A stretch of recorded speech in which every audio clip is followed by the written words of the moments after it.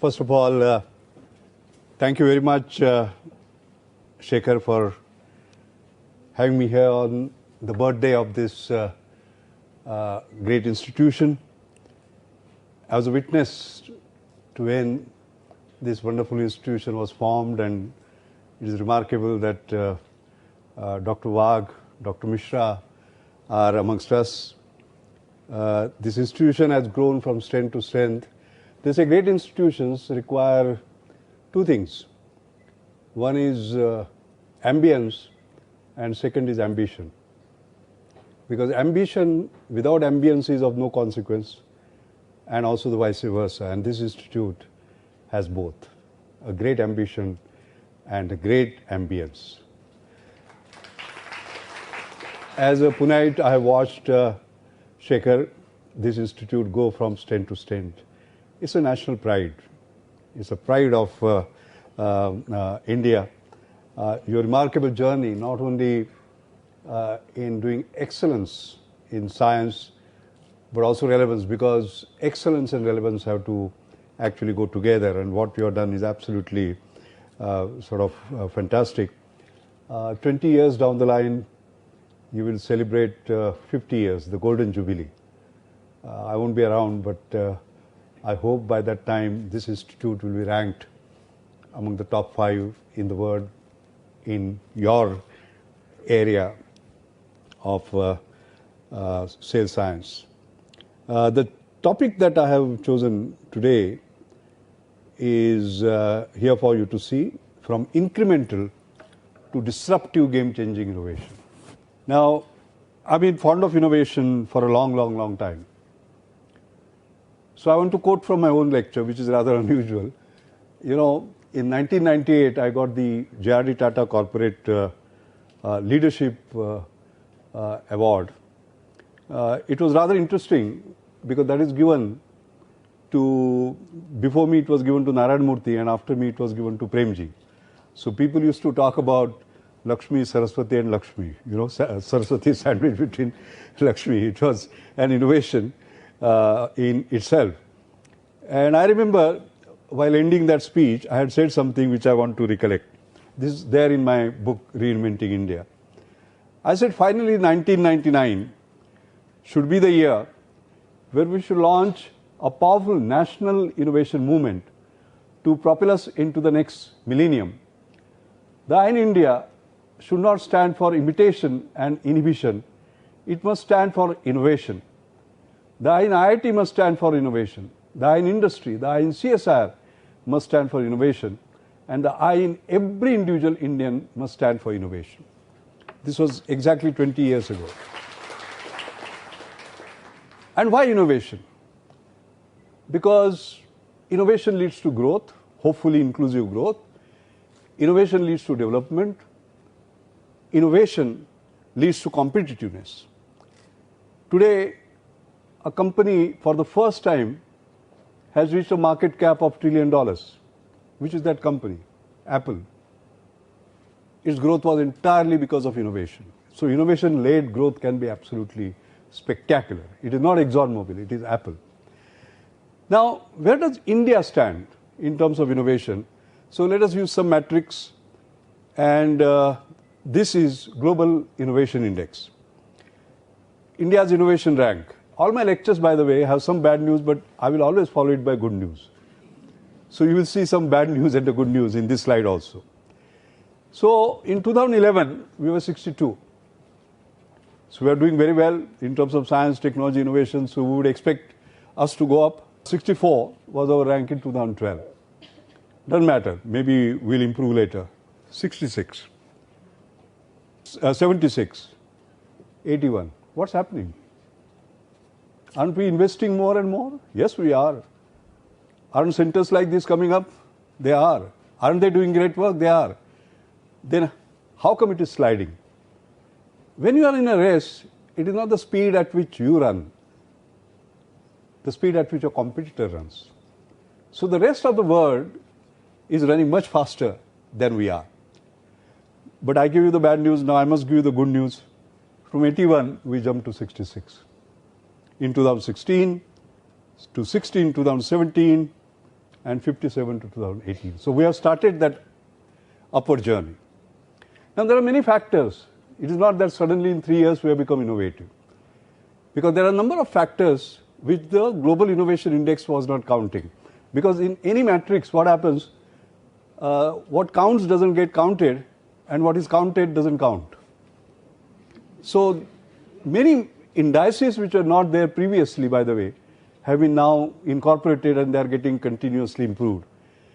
But 57 is also not a good news because China is 27. They are also around 50, but they have risen to 27. So we have a long way to go. And I'm quite sure as long as institutes like this, our institute here, and others actually start focusing on not just science, but science-led innovation and innovation-led growth, that rank will definitely change. There are a number of definitions of innovation, but I would like to simplify it. Innovation is about doing different things, but doing them differently, in a different way than the conventional. But what is most important is making a difference. And great innovations make a great difference. Okay? Now, many innovations are just incremental because we want to get more comfort or do something by which, see, for example, this car swivel chair. Tall people like me always have difficulty getting out of the car. So somebody said, why don't I just turn the chair? It's a very simple incremental innovation. Pillow with armhole, how do you like it? There is always a problem, isn't it? So you have it. Or, for example, teapot frame. It's always very difficult to lift a heavy teapot. This is a very sophisticated teapot with... India's problem is that of lack of resources. So, Shekhar, here is a challenge. You have 5 guests. You have nobody to help you. All of them want tea at the same time. How do you do it? Okay? India has a solution. So this is incremental innovation. And India is known for that. I like to call Indian innovation as Indovation, by the way. Okay? Very special way of doing it because what happens, scarcity on one hand and aspiration on the other hand is a big, big combination, basically. All right? So you remain hungry, then you run. If your stomach is full, you lie down. So we have to continue to actually run. What I'm going to talk about is not such incremental innovation, but disruptive innovation. Like waterless washing. I'm very happy that Professor Sinkar is here. And he will remember Hindustan Unilever, we used to talk. Although detergent is our main business, which comes because water is used for washing, can we think of waterless washing? And waterless means not less water, waterless, without water. So less water washing is incremental, waterless washing is disruptive. Okay? Tubeless tire, driverless vehicle, airless travel, paperless printing, wireless charging. They all look impossible, isn't it? But I will show you all of them have happened. This is the ultrasonic washing machine, for example, which doesn't use water. So this is waterless. Tubeless tires. There is a company called Michelin. I've been on their corporate innovation board for the last 6 years. They created this because no puncture then and so on and so forth. Driverless vehicle, of course, is known now. There is nothing, autonomous vehicle. Or airless travel, suborbital space travel, Paris to Perth in 30 minutes. Or paperless printing, paper that can be reused. Paper erases itself in 16 to 24 hours. You can see what difference it can make. And wireless charging. Okay? So these are becoming realities. So first let us understand the difference between what is incremental and what is disruptive, which is actually a game changer. Now there are 10 exponential game-changing technologies that are coming up now.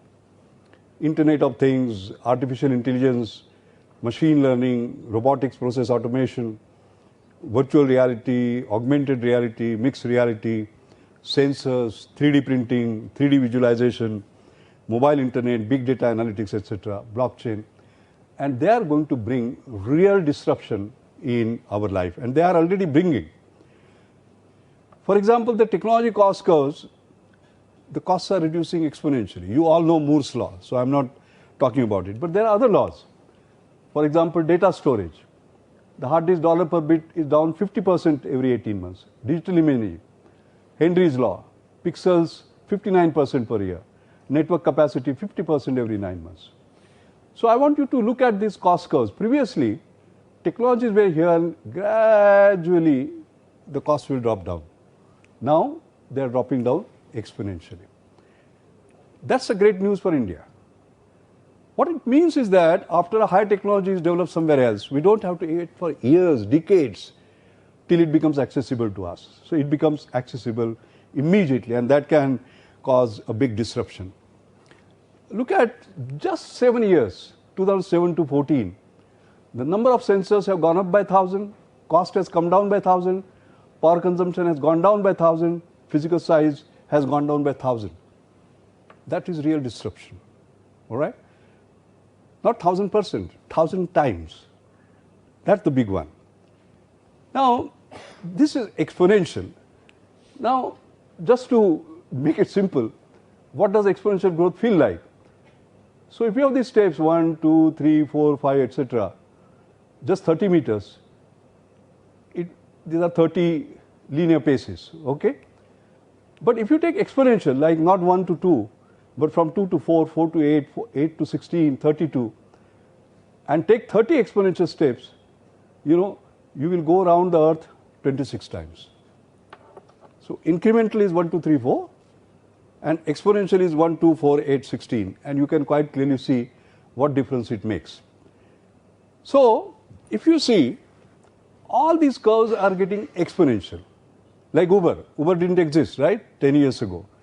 But just see its growth. All the curves are like this, by the way. And they are not like this, which flatten out. They are just zooming up. Look at Airbnb's disruptive growth. The number of guests staying Airbnb hosts during the summer. Exponential. Look at, for example, we used to depend upon SMS. They grew rapidly, and now they are declining. Why? WhatsApp. It's practically vertically. So the kind of change that is taking place is fantastic. Look at Facebook users, basically. It's another continent today. So in this exponential world, if you have linear thinking and linear way of doing things, you'll be lost. So how do we develop exponential thinking? Not at the leadership level, but at all levels. And I'm going to touch upon that. Now all this is making a difference in our real life. Since there are a lot of students here, a lot of teachers here, okay, and a lot of people who do work here, what is the difference all these technologies are bringing in? Doing them differently. The students, for example, how their life is getting affected. They used to be passive learners, now they are active. They used to be completing homeworks, now they can create and they can make, basically. They were only consuming knowledge that was dished out to them, now they can produce new knowledge. Memorizing used to be the key, no, processing. So brain now is not used as a storage, but as a processor.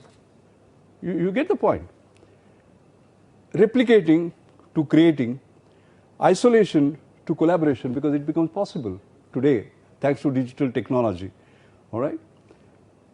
Marching to reflecting, rigid to fluid, dependent to autonomous, answering to asking, basically.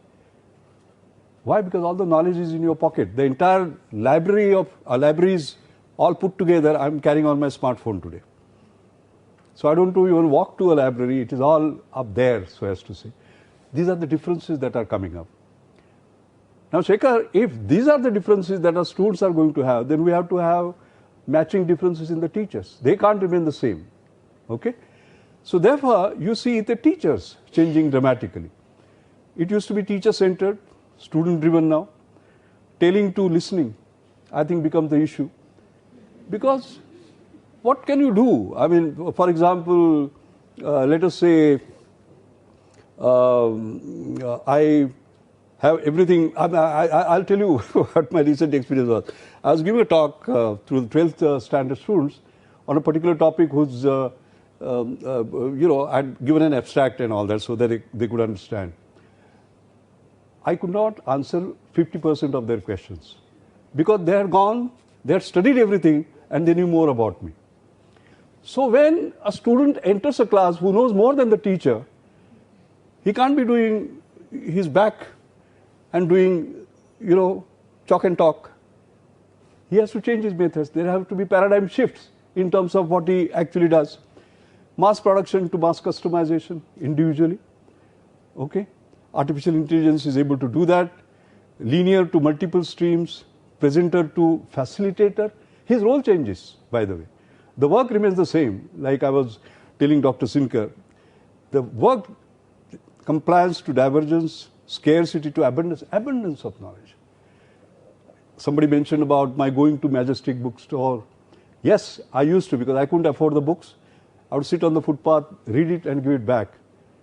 I don't have to today, even a poor student, because the phones are available at practically zero cost today. You give 1500 rupees and 1500 rupees come back.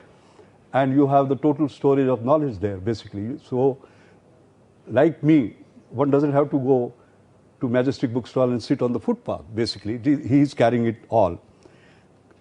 Content experts to process experts. So this is the change.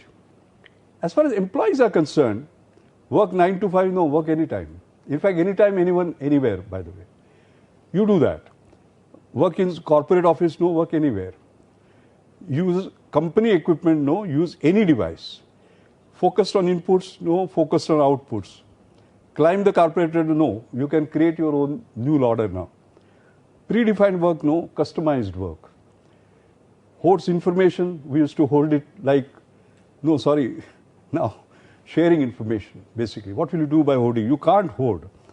No voice can become a leader.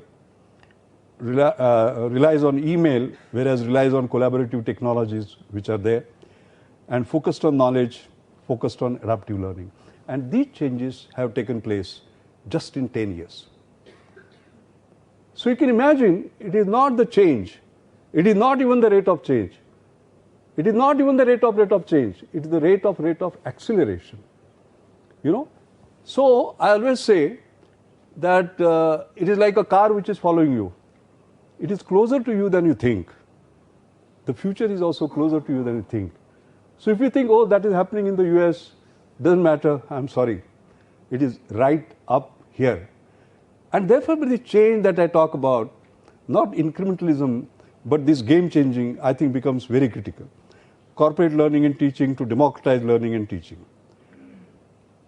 There are many changes that are taking place. Exactly 3 days ago, I was in Delhi, and there is this first JRD memorial oration, JRD Tata memorial oration that I was giving. And since I talked about workers, this lecture was on ethics, by the way.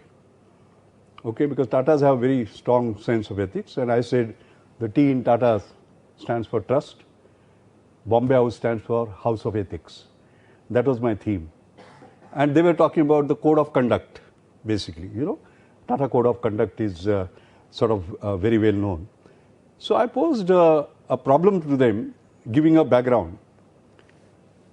There is this World Economic Forum report which says, when will the future arrive? So they are talking about 10% of people wearing clothes connected to the internet, etc., etc. The first 3D printed car in production, I was talking about first 3D printed house already coming up, and so on and so forth. And one of the things that was mentioned was the first AI machine on a corporate board of directors will also come by 2025. Can you just imagine a machine replacing a man or a woman on the board of directors?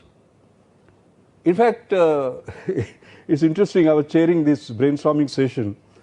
I chaired the Reliance Innovation Council, and we had John Millian, the Nobel laureate, as a member, Bob Grubbs from Caltech, the Nobel laureate, as a member, George Whitesides from Harvard, a genius, as a member, and Gary Hamel, a great thought leader, Bill Asseltine, who created Humans in Science. And there was a discussion with top 250 leaders, basically.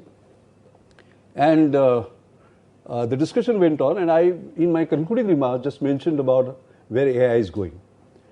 There's a game called Go. that is Chinese game, which is more difficult than chess, by the way. 10 years down the line, a machine was supposed to beat the Go champion. It did it 2 years ago. But that is not so special, because that way Garry Kasparov was also beaten in 1997. The moves 37 in game 2 that AlphaGo made, experts say that there is 1 in 10,000 chance that a human will make it. So you can see the machine learning, deep learning, to what extent it is basically going. So they predicted that the first AI machine will come on board in 2025. Sorry, it has already happened. Hong Kong VC firm appoints AI to board of directors. And amazingly, for investment decisions, they have voting right. That machine has voting right. What does it mean now? The big challenge is going to be this. Whatever Braun was doing will be taken away by robots and automation. And it is happening. In fact, it is predicted 69% of Indian jobs will vanish in 10 to 15 years. And whatever is done by brain will be taken over by the artificial intelligence machines. This is happening in banking, in finance, and so many other things. Then what will human do? That is the question. But what happens is that what I described earlier is all about human beings. The code of conduct is about human beings.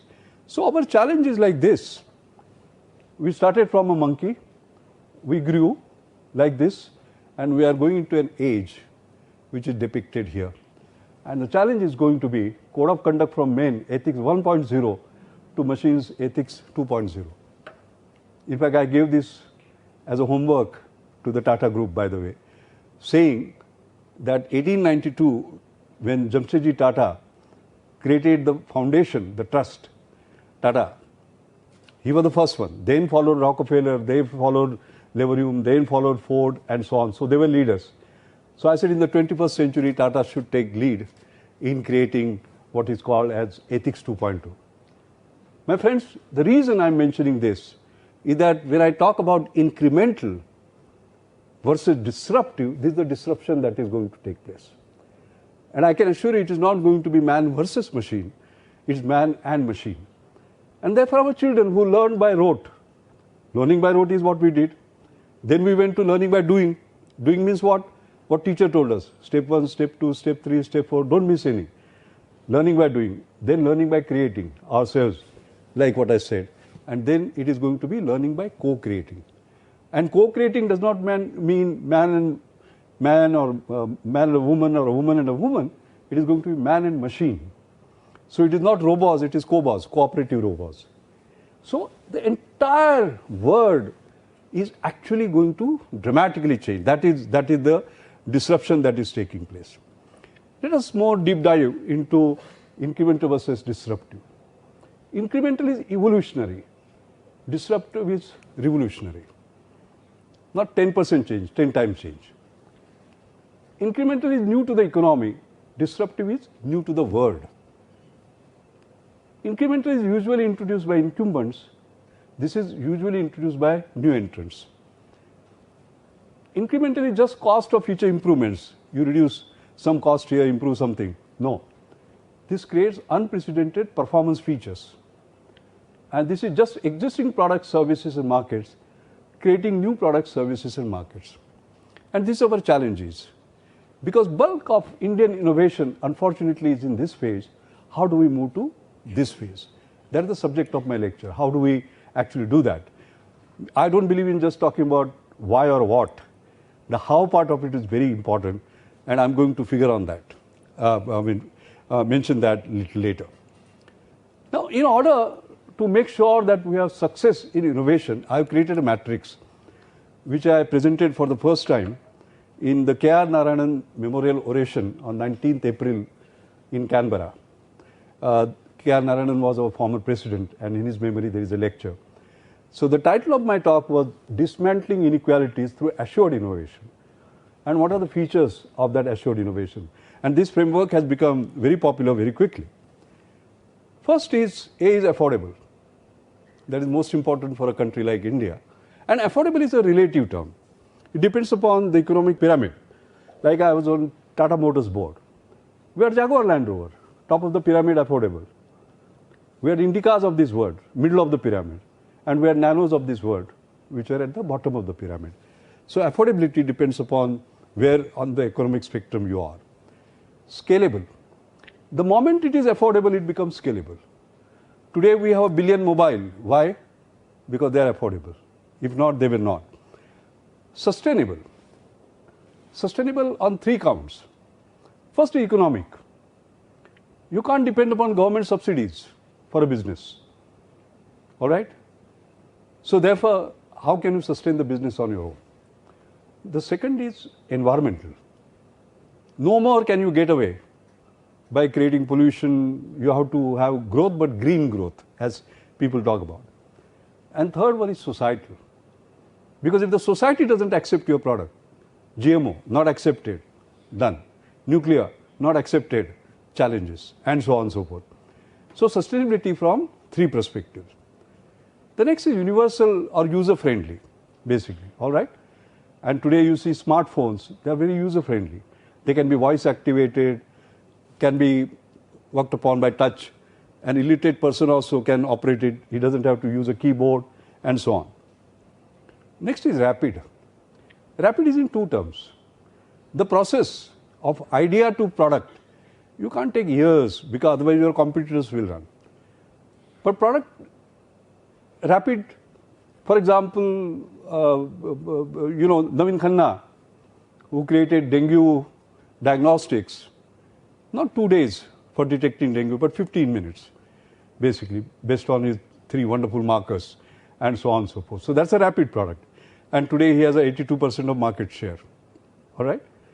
Excellence. Now this is the beauty, by the way. You would say, come on, he's joking. On one hand, he's talking about affordable, and second hand, he's talking about excellence. Affordable excellence.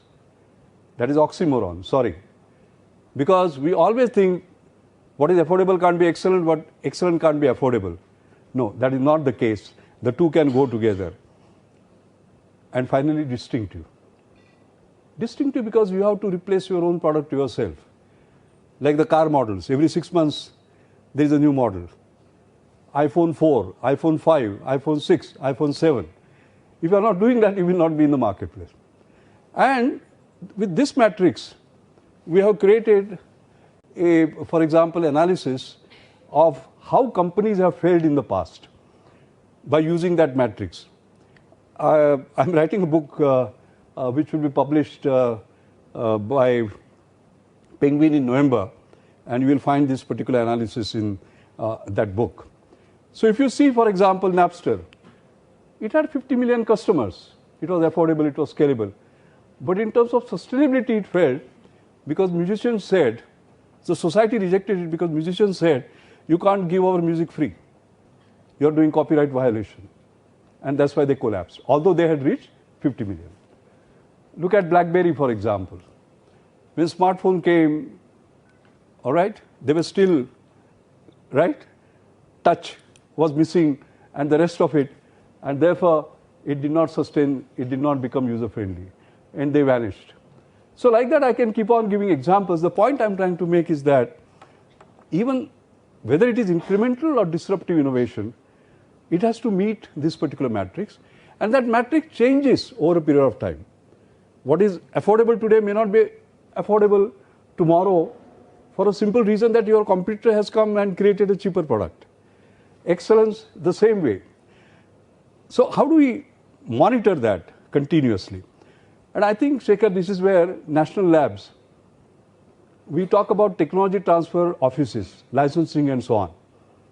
And to us, it is like a donation of a kidney or a liver or whatever. So once we give it, we are done. That cannot be the case. Whether it remains assured innovation over a period of time, remains affordable, remains scalable, remains sustainable, is it getting replaced by some other excellent? So therefore, these technology agreements that we have had of just giving it once and then forgetting about it, etc., will not work. I think we'll have to start creating new models of partnerships which run for years together, and there is a continuous feedback of the advancement in order to sort of move forward. I would give you 3 mantras of disruptive innovation. First is leapfrog to pole vault, and I'll explain that. The second is best practice to next practice. I'm not a great believer in best practice. Best practice means you are following somebody's practice. You have to create our own next practice. And the third one is singular to total innovation. Let me explain. As I said, I'm chairman of this Reliance Innovation Council, and Reliance says growth is life. We have brought in now this innovation as a way of life and innovation-led growth. Now, I remember having a discussion with Mukesh, and once Mukesh said, "Doc, we must leapfrog." I said, "I don't believe in leapfrogging." He said, "Why?" I said, "Do you know why the frog leaps?" He leaps because he is afraid of predators. There are scientific research papers to show that he leaps when he is afraid of predators. The average distance is 4.6 feet, and the world record is 7.8 feet. So I said, because we are afraid of competitors, all right, just jumping a few feet like this is no consequence. We must pole vault. The size of the pole is size of your aspiration. Take a tall pole and you can cross continents. And that is where we created special programs. Leapfrog to pole vault, or leapfrogging to pole vaulting, is the title of the book that Penguin will be bringing out in November. And how do we actually do that? Are they pole vaulting? After Jio has come, let's see what has happened. If you look at the millions of GB per month, India was here, US was here, China, Japan, South Korea, right? And these are February 2017 data. And what has happened? To number 1 position. That is not leapfrogging, because we are 155th at our time.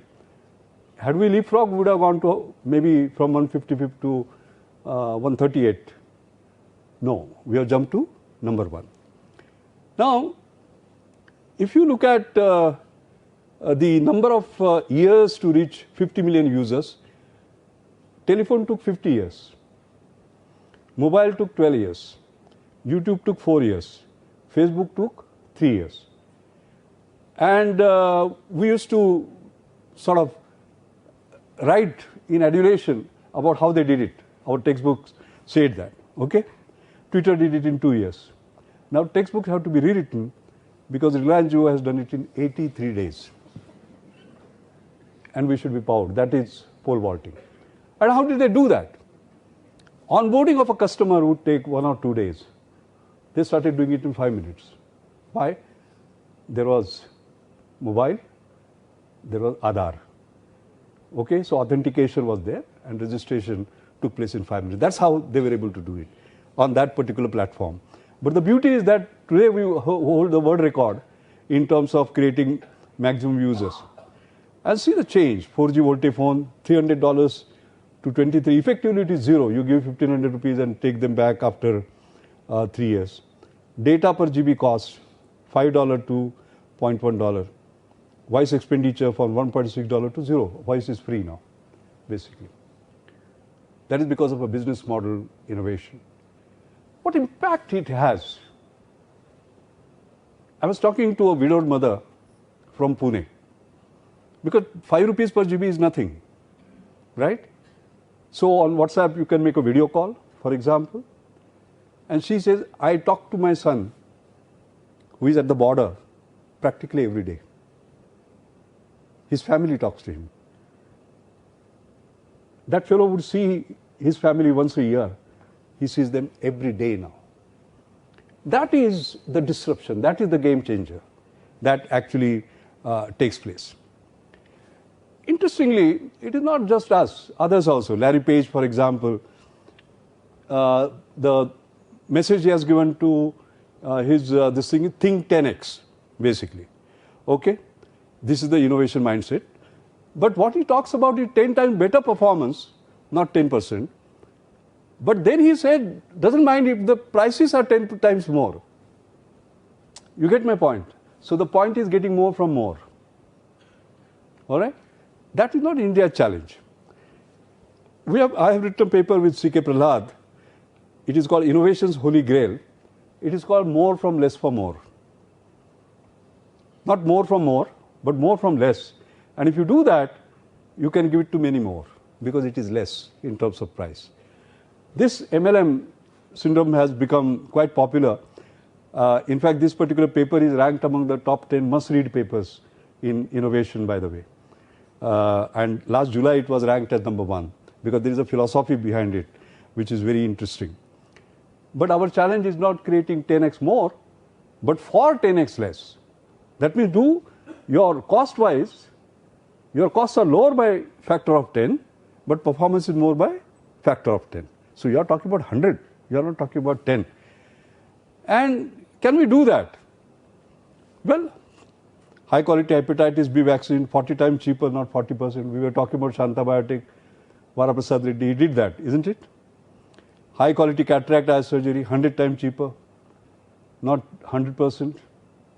Arvind Eye Care, who did it? But high quality.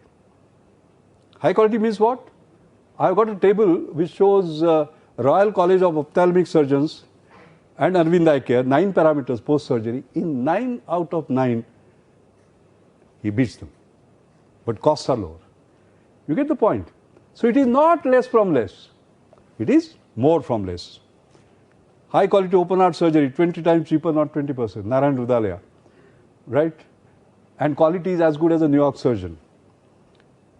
High quality artificial food, Jaipur food, 300 times cheaper, not 300%. And India is a world leader in such disruptive, more from less for more innovation. Now that is not what is taken care of by Global Innovation Index. That's the issue. Because that is something special about India, by the way. So 3 mantras for breakthroughs, leapfrog to pole vault I covered. Let's go to best practice to next practice. In my mother's name, I have created what is called as the Anjani Mashelkar Inclusive Innovation Award. This is the 8th year of the award. And I don't give it for best practice, I give it to next practice. One was won by Mishkin Ingawale. He had a non-invasive test, just ₹10 for a hemoglobin. The second was by Rahul Rastogi, just ₹5 for an ECG. The third was by Mihir Shah, $1 for breast cancer screening, non-invasive. Okay? Let us go through this. For example, what is the best practice? You lie down, there is a nurse, there is a printout, 12 leads and so on. What is the next practice? It's a leadless 12 lead ECG monitor basically. You have it in your hand, put 2 thumbs for 15 seconds. This is a sensor, put it here, here, here, 15 seconds each, and below the heart, 15 seconds, 15 seconds, 15 seconds. And if you have downloaded an app called Sanket, the ECG comes to you within 3 minutes. Okay? So this is what he has created, Mishkin Ingawale, Sanket. And by the way, those of you who want to buy this, you can go to Amazon, put Sanket, and you can buy it today. Okay? Now, the way it works is download the free mobile app, touch Sanket with thumbs, do whatever I said, and get the ECG done, and the report actually basically comes to you. That is from best practice to next practice. You can see now what difference it makes. As the connectivity comes to our rural villages, that poor lady doesn't have to be put in a bullock cart and taken for 3 hours to get an ECG done. She can do it right there. An old 85-year-old lady, if she feels uncomfortable, she can do this sitting right in her bedroom when her son or daughter-in-law, nobody is there in a home. Transformative, basically. Look at Mishkin Ingawale. Best practice to next practice. Best practice invasive with needles, non-invasive no needles. Cost per test ₹50. He has done it in ₹10. How did he do it? Photoplasmography, spectrophotometry, advanced software for photon scattering, using high technology. See, using high technology for the rich, very easy. Making low technology for the poor, very easy. But using high technology for the poor, very difficult. And that's exactly what he has done. And then finally, this breast cancer screening, young Mihir Shah. So it is ultra portable, accurate, minimal training, wireless, cloud connected, instant results. And the way it works is like this. The best practice was invasive with mammography, very non-invasive, no mammography. Painful, painless. Cost per scan $100, here $1. Requires specialists, no specialist. And it has been scaled because it meets the assured criteria. With UE Life Sciences, now they are going to 25 countries. This is FDA approved, by the way, CE certificate, everything. So can you just imagine, 5 rupees for ECG, 10 rupees for hemoglobin, $1 for this thing, etc. And that is creating the next practice, so as to say. That is the important part. Then let us move to the last part, singular to total innovation. Total innovation means what? Technology innovation, yes, we saw that. But there is a business model innovation. There is a system delivery innovation, workflow innovation, process innovation, organization innovation, policy innovation. These are all important. And you have to use a combination of that. Where Arvind Eye Care is able to do what they are able to do? Because they borrowed from McDonald's, the assembly line approach. All right? Previously, the doctor would go to each patient and do it. No, doctor stands still, all the patients come. Workflow innovation. What is routine is done by skilled, low-paid workers, and what is most sort of critical is done by the high specialists. So the costs keep on coming down. Business model innovation. I mean, you can see the changes that are making. See, game-changing business model innovation. World's largest taxi company owns no taxis, Uber. Largest accommodation provider owns no real estate, Airbnb. World's most valuable retailer has no inventory, Alibaba. World's largest movie house owns no cinemas, Netflix. Largest phone companies own no telephone infra, Skype or WeChat. And fastest growing banks have no actual money, Society One. This is the dramatic change that is actually taking place. And India is using that. For example, we have seen a combination of policy plus technology plus workflow. Jan Dhan accounts now 360 million, Aadhaar card 1 billion, and mobile 1 billion. Now what do you see here? How did we get to 1 billion mobiles, Shekhar? First was policy innovation, deregulation, BSNL monopoly gone. Now everybody is talking about after Atalji went, what he did at that time. That was responsible, by the way. He was the one who did that. Okay. But even if policy innovation was done and the handset was $250, would you have bought it? No. It became $25. Who did it? Not us, Nokia, Ericsson. But supposing it was $25, forget about it, it was $0 and it was distributed. Would people have used it? No, because call rates were 10 cents per minute. $2 per day is the income. 20-minute call, whole thing gone. So therefore it was a combination of first policy, second technology, and third business model. Okay, about which C.K. Prahlad and I have written in my Harvard Business Review paper. That combination worked. In the same way, Aadhaar was a workflow and system delivery innovation and technological innovation. Combining that with policy, Jan Dhan Yojana, what did we do? We created the fastest and largest financial inclusion in the world. In fact, this is a Guinness Book of Records certificate, by the way, that we have got. Can you just imagine how many years India would have taken to have 360 million customers? Maybe 20 years. I mean, our bank accounts. We have just done it within a space of 3 years or so. That is disruptive innovation. And now we know what that difference is being made to the poor women, basically, when the money comes directly into their account. So this is all about why and what. Now you would say, how do we do it? So I think the first most important thing is to build exponential innovation culture. Not linear, but exponential.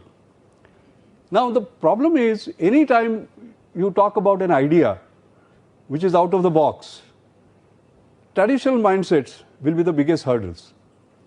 What would they say? Too risky, so don't take. Suppose it fails. There is always this feeling of failure, particularly in India, by the way. Failure is not tolerated. Even in one inning, Sachin Tendulkar fails, we are on him. Virat Kohli, on him. So somehow that tolerance is not there for failure. Impossible, never done before. Arey, what do you mean? iPhone didn't exist 15 years ago. We run our life by iPhone.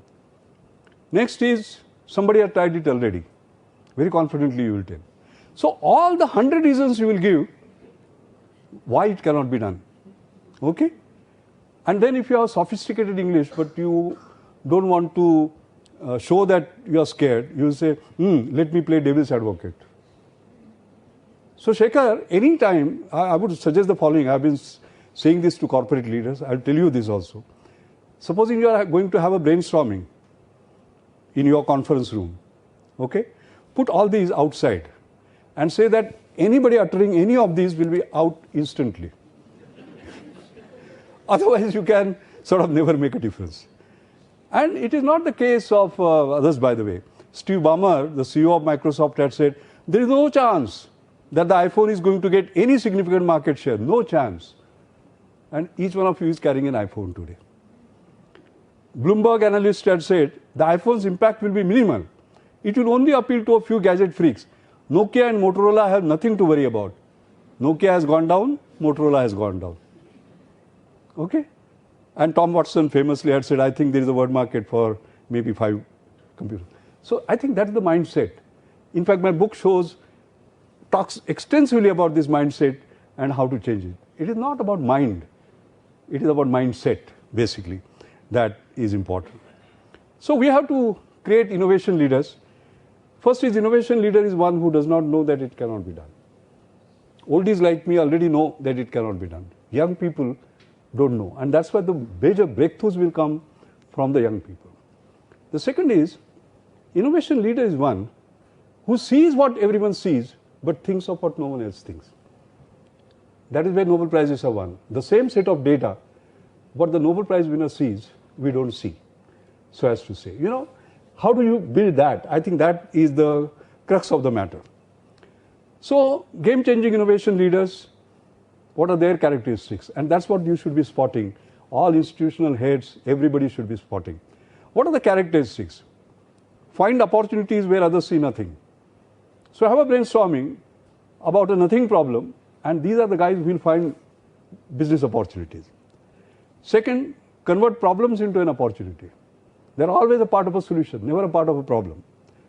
Third, set quantum goals. Small goals are not good enough for them.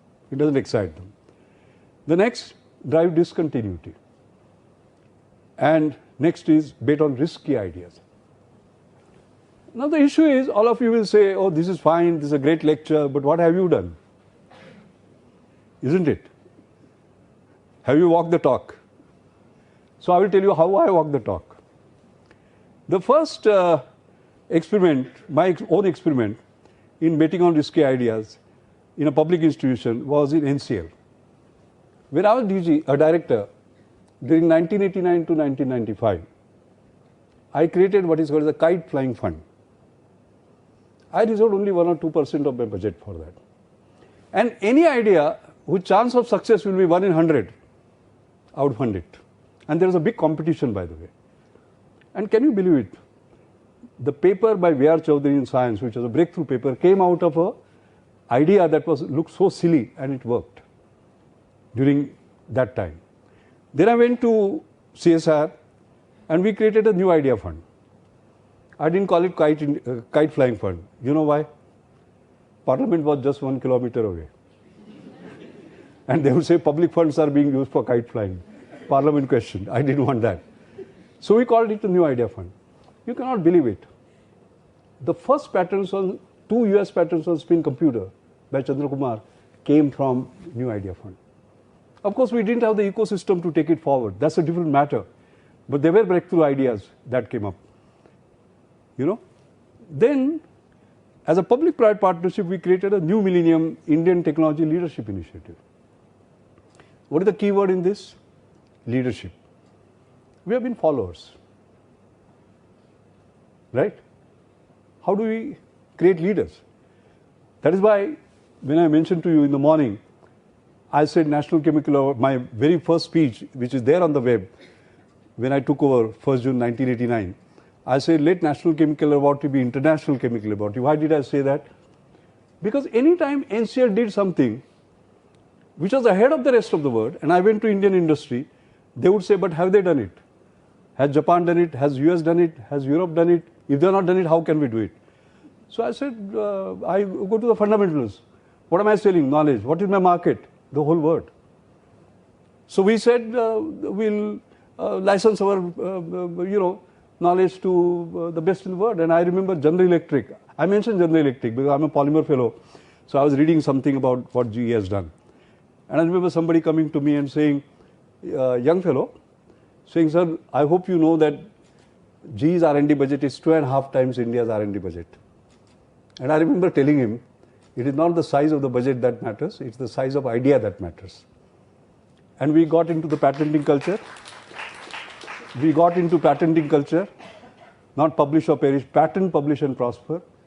A patentable idea first, you have to file a patent and publish. And therefore we had a breakthrough in solid state polycondensation, something on which I was doing modeling. And we just didn't go and publish a paper in macromolecules. But we first filed a US patent. And that plus 2 other patents, in 1991, we licensed to General Electric for close to $1 million. That's a history. That was the first time a reverse transfer of technology that way took place. And it was done by the same people from NCL who were used to import substitution. All right? Because that laboratory did nothing but import substitution over a period of time. The main idea here is that you have to give grand challenges, right? Making International Chemical Laboratory, not National Chemical Laboratory, was itself sort of a grand challenge, and that helped. So how do you create leadership like that? Betting on risky ideas, Indian private sector is also doing it. Daring to try, Tata, this is a very interesting story, by the way. In 2006, I was invited for an offsite meeting. Board was meeting offsite in Goa. I was invited and I gave a talk on innovation as a way of life. And I mentioned there that a CEO friend of mine from US had come and he was telling me that we don't hang people who make mistakes. We don't hang people who make mistakes, but we hang people who don't take risks. What do you do in India? I said, we hang people who take risks. So like this, there was a laughter. There is only one person who did not laugh, Ratan Tata. So outside during tea, he asked me, Dr. Mishalkar, what you say is true. How do you create that culture in Tata's? And I remember telling him, celebrate people who dared to try, but failed. That was the title, Daring to Try. So from 2006 onwards, there is a competition called Daring to Try, where risky ideas are tried. And then for the greatest failure, which would have had a great impact, if it was successful, there is an award. But what it has done within the organization is important, the cultural change. Shekhar, the point I'm trying to make is that once you create something like this, how the culture changes. 4 or 5 years ago, there was an innovation exhibition. And I was supposed to give away the awards for the best patents and so on. So there were 3 stalls. The first stall was, yes, we did it. That means there was a hoary goal and we achieved it. And they exhibited that. The second was, yes, we are at it. That means we are trying some hoary goal. But the third one was, we tried but. That was the first time in India I have seen an exhibition of failures and being proud that I dared to try. All right? Now that is happening elsewhere also. Mahindra have created what is called as Dare to Dream. We need more and more and more of this, I would say. Now, the companies, they create inspiring mottos, by the way. Like, for example, Amazon says, Earth's biggest bookstore. Amazon too says, day one mindset. They have changed it now. Apple, think different. Simple. And they're always simple, by the way. They're not complicated. Spotify, music for everyone. Airbnb, belong anywhere. TCS, beyond the obvious. And at Reliance, growth is life. Now we are changing it to exponential growth is life, because you have seen the way sort of Reliance is growing. That inspires everybody. So for NCCS, we should brainstorm on what will be that one-liner which takes us into the 21st century. And when I'm not there 20 years from now, you become that, basically. I think that's what we need to do. The key drivers in all this are talent, which is here, technology, which is here, but trust is the most important one. And I'll tell you a little story about this. A few years ago, Bill Gates was invited for a dinner cum discussion. Nandan Nilekani, myself, Anand Mahindra, there were 2, 3 others. And I remember Bill Gates telling us a story which tells you the importance of talent, technology and trust.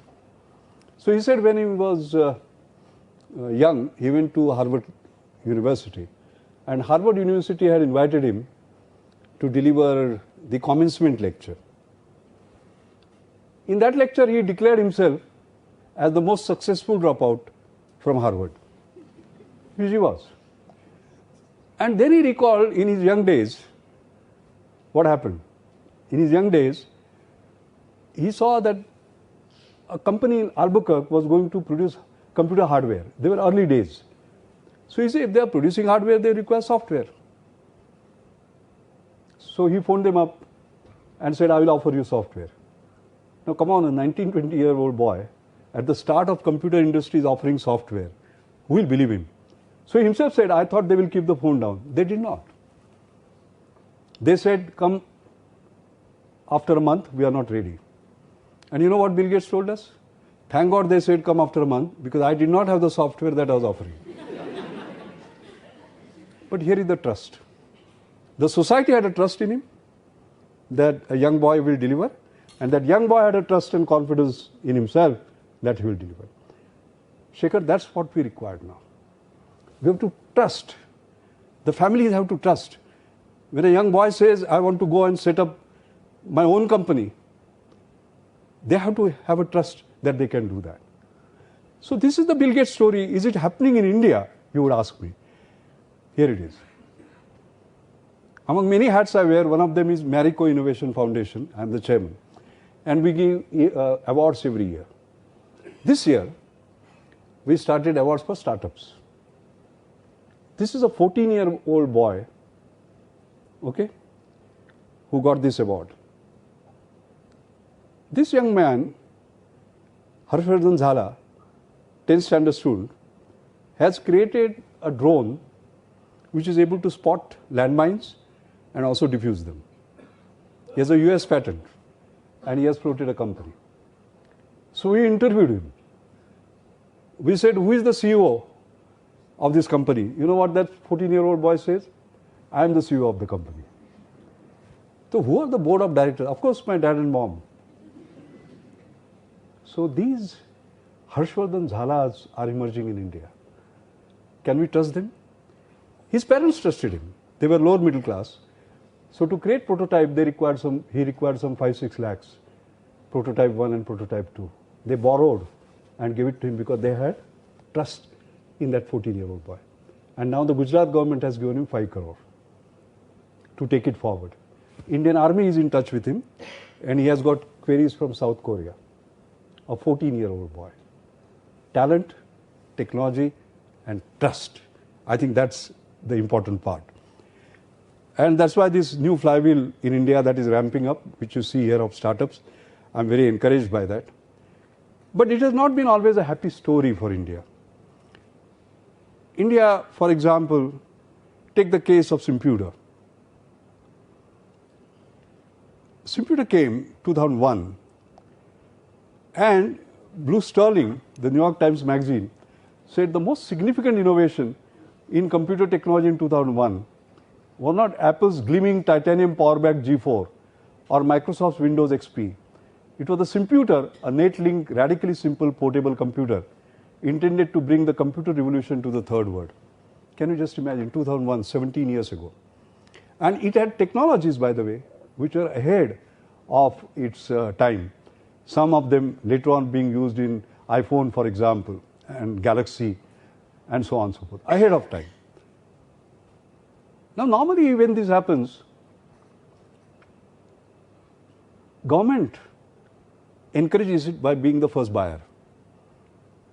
I was in China, Beijing, giving an opening plenary in a global inclusive innovation summit. After me, a Chinese lady spoke.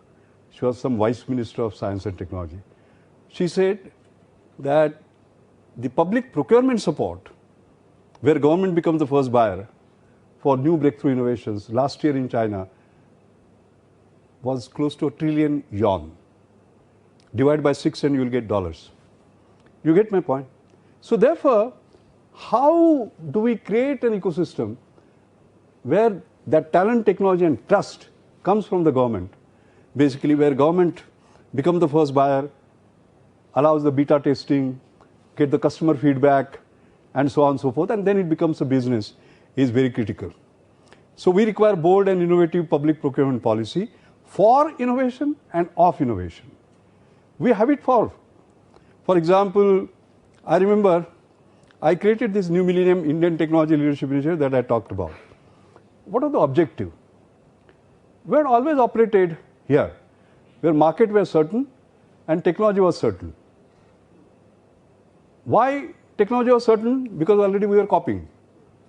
Why market was certain? Because already it was seeded. So we said that we should move into this region where markets were uncertain and technologies were uncertain. That means taking risk. That means failure. So we created that and we called it New Millennium because it was launched in year 2000. Now, what were the characteristics of this? The first was it became India's biggest public-private partnership. When I left as a DG, 2006, there were more than 100 private sector companies and 250 institutions partnering with each other. Based on talent, technology, trust, grand challenges seeking game-changing solutions. What are the pertinent problems for India? For example, tuberculosis gets cleared in 6 to 8 months. Can we do it in 2 months? It is important for India because the moment these poor patients, they regain appetite, their temperature comes to normal, they stop and so on. And that is where resistant TB comes. So can we? So grand challenges of that kind. Bold financial instruments. We said private sector will get money at 0% interest and they will return it only if they are successful. So my friends, it was not adventure capital. I mean venture capital, it was adventure capital. Alright? That was a completely new experiment and risk was the key. And I remember creating 10,000 pamphlets, sending them all across. Pamphlets because year 2000, otherwise today I would have sent them by WhatsApp and all other sort of basic, and gave them challenges. One of them was $2,000 laptop, can we do it in $200? Vinay Deshpande did it in $150 and it was launched. And then did it get commercialized? Yes, as a DSK Mobilis, okay, but it was sold only in tens of thousands, not in millions, okay, because public procurement support would have given him sort of that big push that was not given. So there has been a discussion with Niti Aayog, they had invited me, and I have created a paper on innovative public procurement policy for fueling assured inclusive innovation. And before they adopt it in Maharashtra state, we are already doing it. As you know, there was a Maharashtra State Innovation Council, and then it was converted to Maharashtra State Innovation Society. I happen to be its co-chairman. The Minister of Skill Development and Entrepreneurship is a co-chairman. So we have come out with a policy where for startups, there is a completely new tendering process. Because if you just go by L1, they have no chance. And we have also made the public sector undertakings, minimum 10% of their public procurement has to be from startups. I think this is the boldest. I met the Chief Minister day before yesterday presenting Hafkin sort of report, which I was chairing, Hafkin Institute. And I told him at that time that this is the boldest policy in entire India. I think those policies are going to be very important. Finally, we have to create a world-class innovation ecosystem, which will require physical, intellectual, as well as cultural constructs. Physical are very easy. Intellectual, little more difficult because it's not just mindset. It's not just ability, attitude.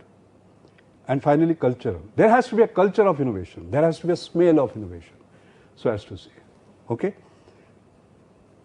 You require critical innovation support system, education research institutions like this, incubators, accelerators, technology parks, adventure capital. You require government support, public procurement, IPR, balanced regulatory systems, etc. And then you can think of innovation-led accelerated growth, and then India can become a leading innovation economy. And therefore, to me, Make in India is not assembled in India. Make in India is discover in India, innovate in India, and then make in India.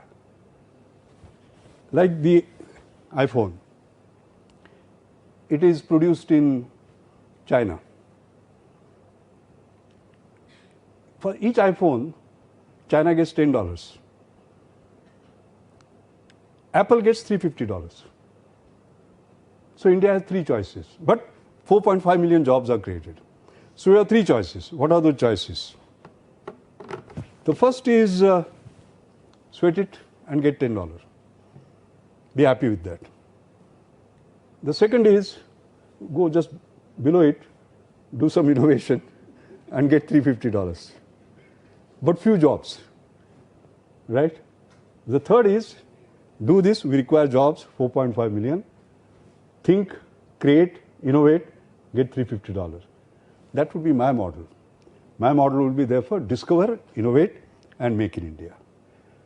I like to end by talking about democratization of innovation, just 4 slides. To me, everyone is someone. And I feel that the 1.25 billion Indians do not mean 1.25 billion mouths. They are 1.25 billion minds. That is where that National Innovation Foundation, grassroots innovation, artisans, farmers, and the President of India giving them the awards every year. That happens. Anil Gupta has been, of course, the driver behind it. We are all his followers. And as he famously says, minds on the margin are not necessarily marginal minds. And everybody can sort of think, innovate and create. So within the organizations, we must have that. So within Reliance, for example, I remember we created Mission Kurukshetra. What is Mission Kurukshetra? It was a war between the evil and the good. What is the evil? Evil is inhibition and imitation. What is good? Innovation. So that particular war. And we deliberately called it Mission Kurukshetra, giving awards. For example, a Karna Award, where people think of ideas, not necessarily for their department, but others, and so on and so forth. Because we wanted to really Indianize it, because normally we will copy something from this. There has to be Indianness in whatever we do. We should be proud of our history. So we created that. In fact, Economic Times did a story on that, showing both me and Mukesh, how Mukesh Ambani hopes to make a Reliance industry, etc. So I don't know who is Krishna, who is Arjuna, but this is a very interesting thing. But that was on democratization of innovation. And right in the heart of Rashtrapati Bhavan now, we have a grassroots innovation which was inaugurated by the president. So there is a, what shall I say, respect that every Indian can basically innovate. And to me, one of my finest hour was 24 July last year. Time 8 o'clock, venue Rashtrapati Bhavan. And this was that moment. And you can see our Prime Minister, the incoming President, the then President, the Vice President, Professor Anil Gupta, and myself. And they're all releasing a book. This was the final act. The outgoing President decided that this would be his final act, to release a book. And this book is Innovation by the People for the People of India. To me, it's a very strong signal for the whole nation that innovation matters. And New India will be innovative India, not imitative or inhibitive. I think what we require really is the next gen Indian innovators. They have to break away from the flock, like this particular bird. The challenge is, will this bird be protected as he moves away from the flock, moves away from the tradition? The challenge is our igniting young innovation leaders with an ambition to pole vault beyond the realms of possibilities. And I must say that in the same speech I ended, and I would like to read this and end my little talk. I said, it is only this innovative India that will signal to the rest of the world that we are not a hesitant nation, unsure of our place in the new global order, but a confident one that is raring to go and be a leader in the Committee of Nations. Thank you.